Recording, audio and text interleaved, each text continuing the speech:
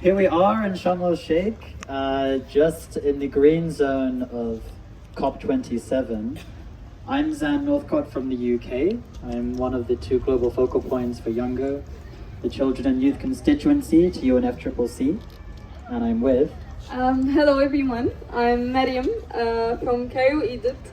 I'm a climate campaigner and I'm really thankful for Save the Children for giving me this great opportunity. Yeah, thank you to Save the Children as well. You've been amazing, and it's so exciting to see kids here at COP because we need kids to be here. Yes. And we're going to talk more about why in a little bit. But yeah, I thought maybe we can both just start by sharing with each other, you know, why we're here, but very generally because of why climate change is affecting us. And it was cool to meet you. I think you're from Cairo. How has climate change affected your life in Cairo? So I became more allergic and now I have breathing problems. And during summer I used to do many activities, for instance jogging, and now it's a little bit harder due to hot weather. And during winter, sometimes I'm not capable of going to my school due to bad weather, rain and storms. Yeah, thank you for sharing. I've also suffered from more allergies because the climate change can increase pollen count and has longer pollen seasons, which cause allergies. Even my country, the UK, we've had devastating flooding.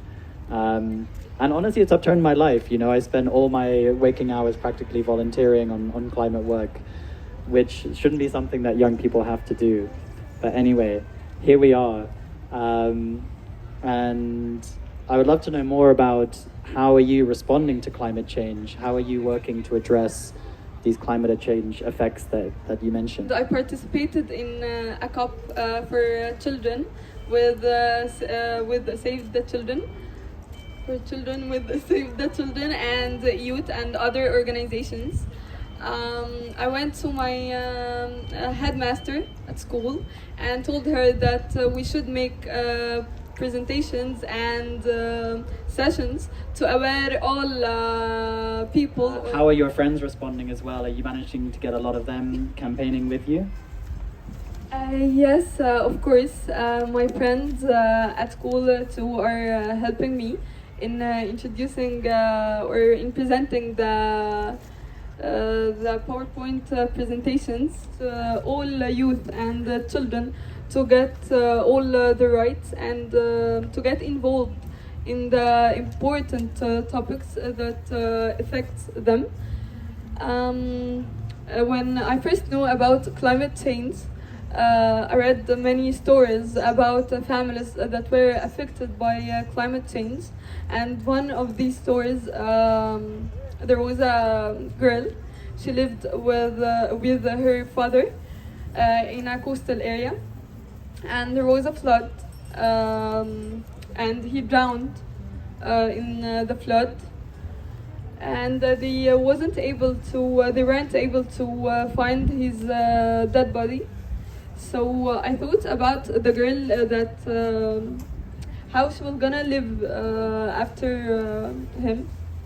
I have decided after reading many stories about families that were affected by climate change that when I grow up I'm going to whatever major I'm going to study. I'm going to use this major in helping youth and children to get the rights. Yes, and that's it. Thank you. No, really, thank you so much for sharing, because it's not easy to tell these terrifying stories that everyone has to live with now. And I have to be completely honest, the negotiations inside are not going particularly well so far this COP, it's sad to say. And there's a huge amount of talking and breakthroughs aren't being made, solutions aren't being made. So I think you couldn't be more right. We need more creative voices. And I think children especially have such a clear view on climate change. You can often see what is right and wrong without any of the corrupting influences which seem to be happening elsewhere in the world, because we just, we have 27 COPs so far and we still haven't solved this. So I think you're really right. And it was amazing. I went to the kids COP that you mentioned, and there I saw all the young people, all the children in the room agreeing on solutions and, bringing really creative ideas and, ready to move forward together. But we're not seeing that in the actual Blue Zone. And so I think it really just shows children do have an incredibly important voice. But I'd love to know, as I mentioned, I'm seeing very few children in the COP space. What challenges are you facing in the climate action that you're doing? And are there any barriers and obstacles in general, or particularly for children? What do you think are the challenges you're facing?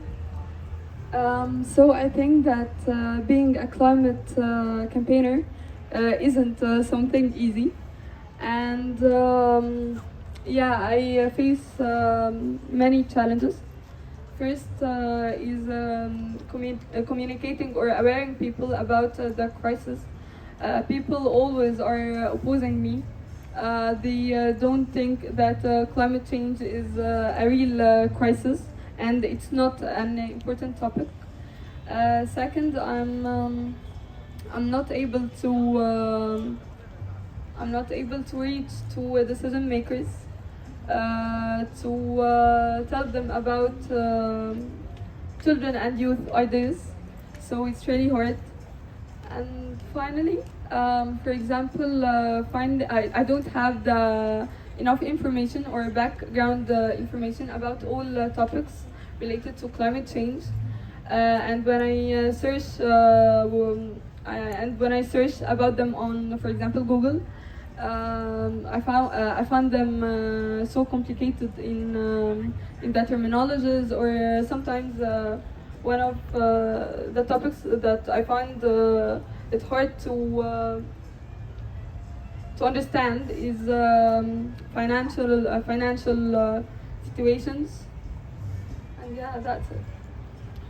Yeah, thank you. I think all of the things you mentioned are incredibly important. Maybe we can start with that one, lack of information, complicated terminology. Do you think, would it maybe be helpful if, as part of the COP process, they also publish documents that are easier to read and understand for children? And maybe they need to be teaching about these things in school as well. I don't know how much you get taught about these things in school, but I think it should be essential for everyone to know this. What do you think? I've studied social studies for so long in my curricula, and I think they should make websites or even platforms for children and youth as well to explain to them what's happening, and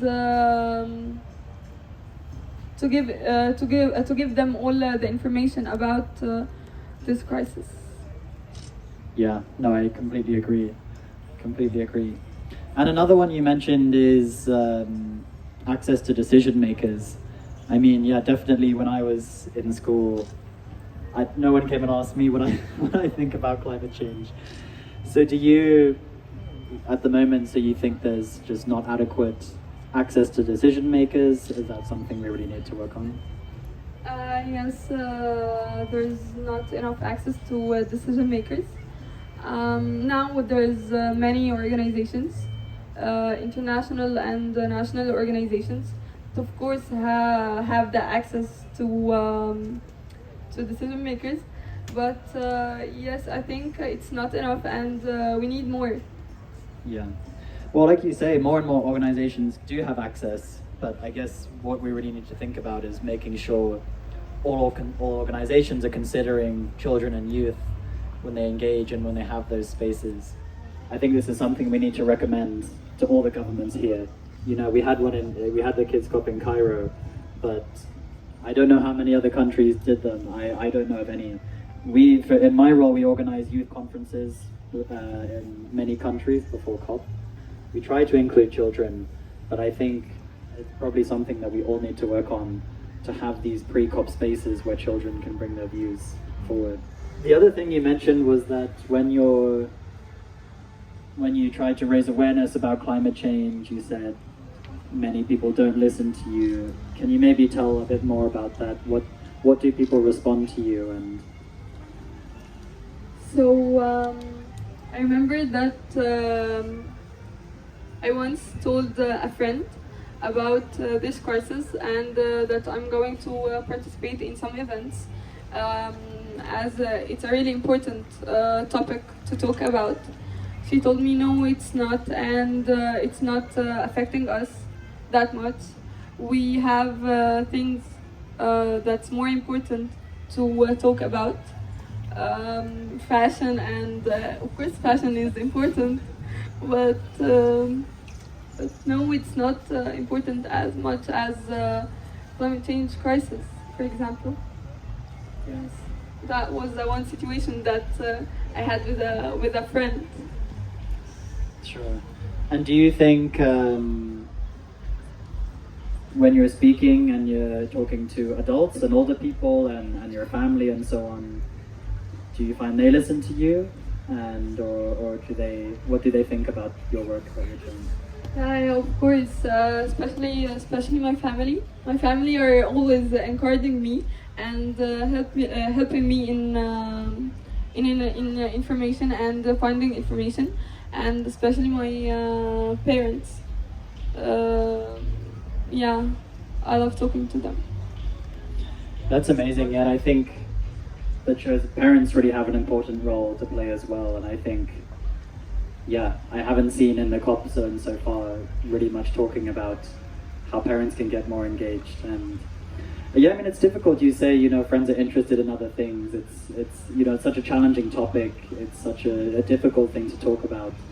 But I guess it's just something. This is why your voice is so important, because if you do, if everyone does tell their friends about it, and does keep spreading awareness and parent support as well, then hopefully more and more people can begin to be on board.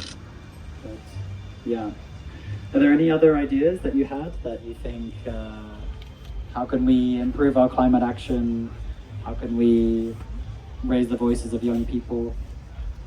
So first, make organizations, campaigns, to aware all children and youth.